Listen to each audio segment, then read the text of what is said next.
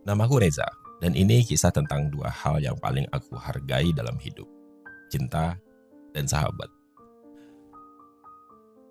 Aku dan Fikri bersahabat sejak SMA. Kami seperti dua sisi koin yang saling melengkapi. Aku pendiam, dia cerewet. Aku perencana, dia supel.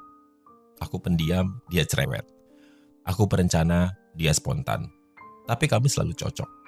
Kami masuk kuliah di kota yang sama, tinggal di kosan yang sama, bahkan magang di tempat yang sama. Fikri sudah seperti saudara kandungku sendiri. Orang tua aku percaya padanya. Begitu juga sebaliknya. Lalu datanglah satu sosok yang mengubah semuanya. Namanya Naya. Dia masuk sebagai karyawan baru di kantor tempat kami magang. Anggun, cerdas, dan punya senyum yang entah kenapa bikin waktu berhenti sejenak. Awalnya aku hanya mengagumi dari jauh. Tapi Fikri seperti biasa lebih cepat bergerak. Dia mulai dekat dengan Naya, mengajaknya makan siang, mengantar pulang, membawakan kopi. Aku tahu, Fikri suka Naya. Dan sejujurnya, aku mulai merasa kalah. Sampai suatu hari tanpa sengaja, aku dan Naya harus mengerjakan satu proyek bersama. Intensitas itu membangun kedekatan yang tak terhindarkan. Kami jadi sering ngobrol, tertawa, bertukar cerita masa kecil. Dan pada titik tertentu, aku jatuh cinta. Tapi di balik semua itu, aku menyimpan satu rasa bersalah yang terus tumbuh. Aku mencintai perempuan yang sedang didekati sahabatku sendiri. Aku mencoba menjauh, menjaga jarak. Tapi Naya justru semakin terbuka.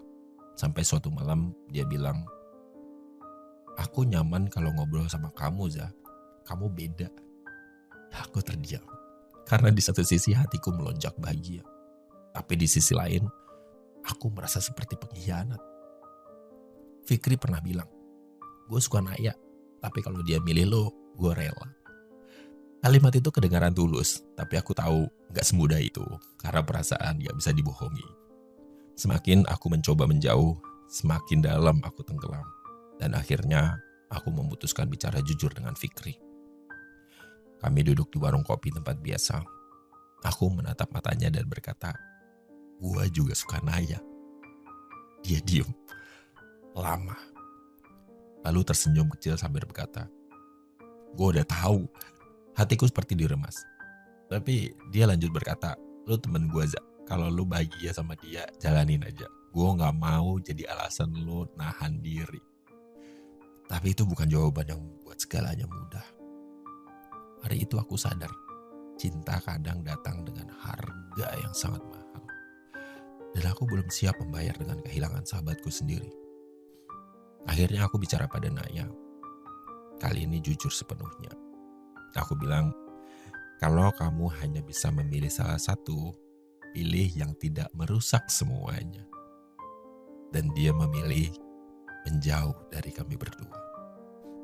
Meninggalkan cerita yang tak selesai. Meninggalkan perasaan yang tak sempat dirayakan. Waktu berlalu, aku dan Fikri tetap bersahabat, meski ada ruang yang tidak bisa dipulihkan seperti dulu. Kadang kami masih bercanda soal Naya. Kadang kami sama-sama terdiam saat namanya disebut. Aku tidak menyesal jatuh cinta. Tapi aku juga tidak bangga pernah menyimpan rasa yang membuatku hampir kehilangan orang yang paling setia dalam hidupku. Karena kadang cinta memang bukan soal memiliki, tapi soal memilih siapa yang tidak ingin kita kehilangan. Dan dalam kisahku, aku memilih sahabatku.